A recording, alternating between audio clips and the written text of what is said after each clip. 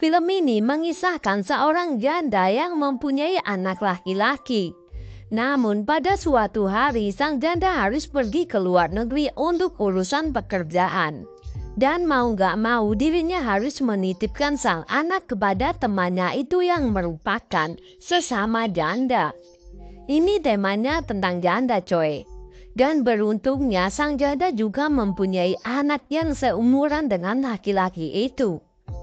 Katanya janda lebih menggoda coy, hidup janda. Gak usah banyak omong-omong, langsung gas kita putar filmnya.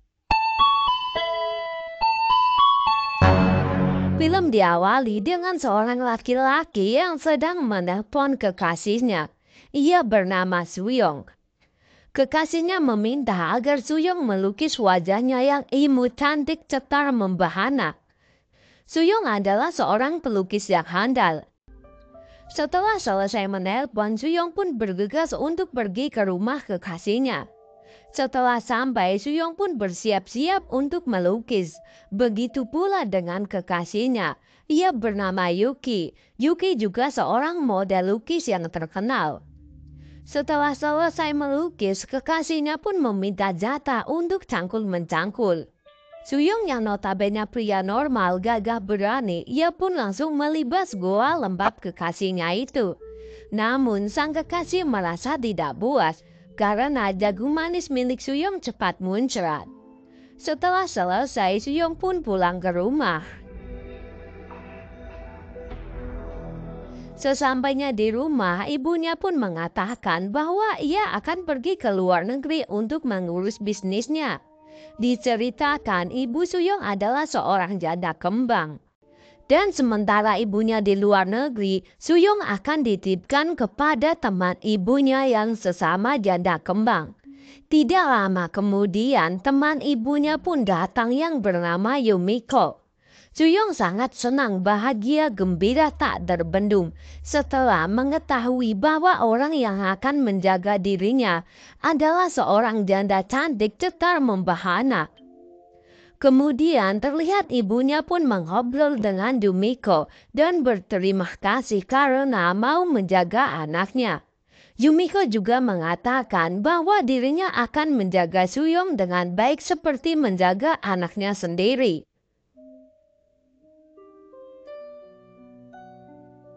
Setelah itu, Yumiko pun mengajak Suyong untuk pulang ke rumahnya. Sesampainya di sana, Yumiko mengantarkan Suyong ke kamarnya. Yumiko juga mengatakan jika Suyong membutuhkan sesuatu, jangan segan untuk memanggilnya.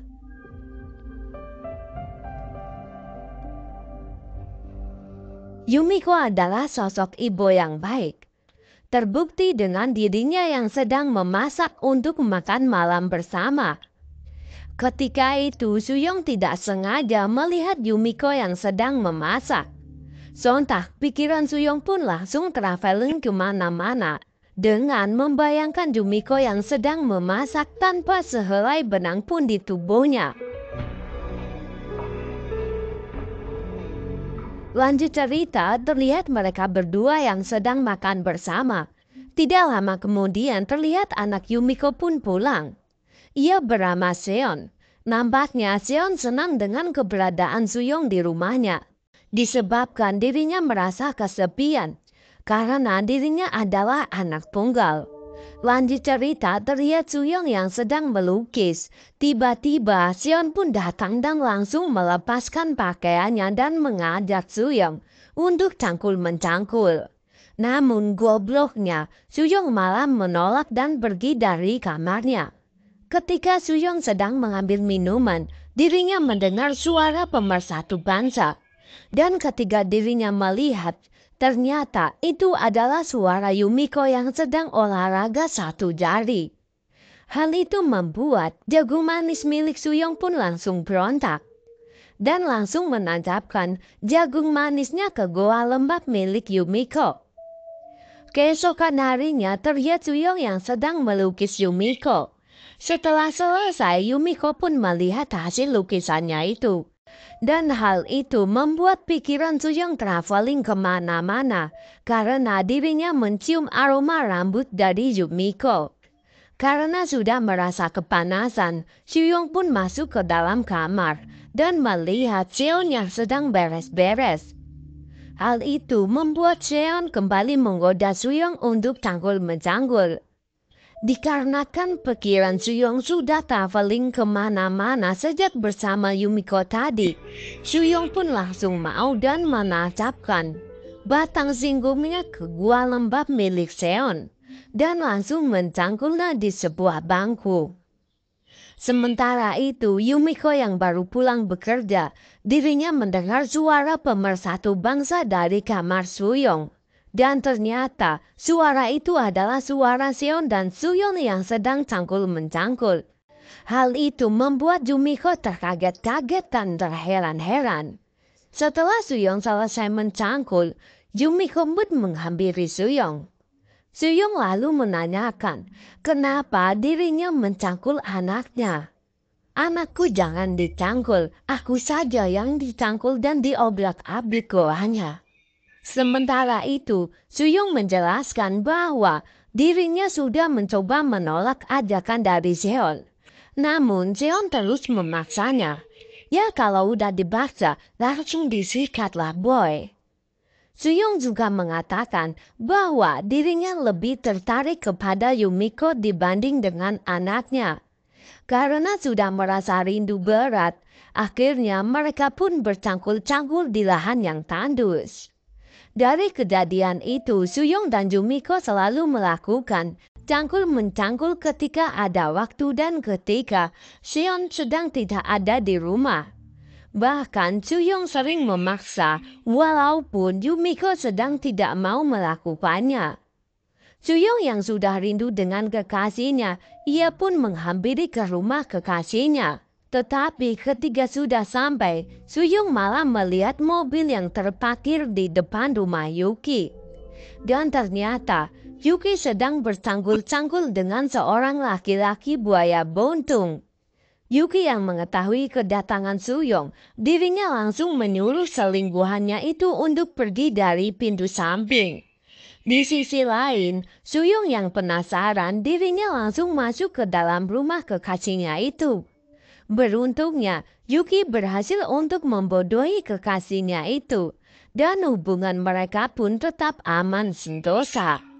Lanjut cerita, terlihat Suyong yang kembali pulang ke rumah, dan dia pun disambut oleh Yumiko. Yumiko kemudian menyuruh Suyong untuk membangunkan Seon di kamarnya. Tetapi ketika Seon sudah terbangun, dirinya malah kembali mengajak Suyong untuk kembali melakukan cangkul-mencangkul. Dan Suyong pun langsung melibas gua lembab itu tanpa ampun. Malam harinya, terlihat mereka bertiga yang sedang minum bersama.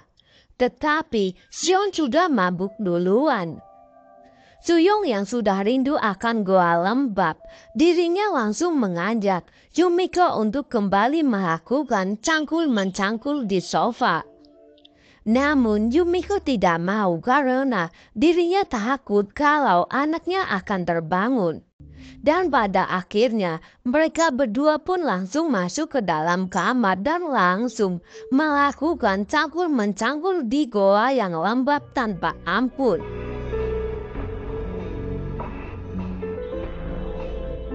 Beberapa hari kemudian terlihat Suyong yang dijemput oleh ibunya karena pekerjaan ibunya sudah selesai dari luar negeri.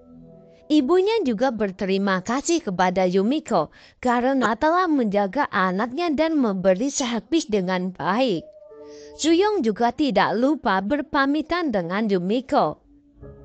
Ketika di dalam mobil, terlihat Suyong yang sedih karena dirinya berpisah dengan Yumiko dan sudah tidak mendapatkan servis cangkul-mencangkul kembali. Dan film pun selesai.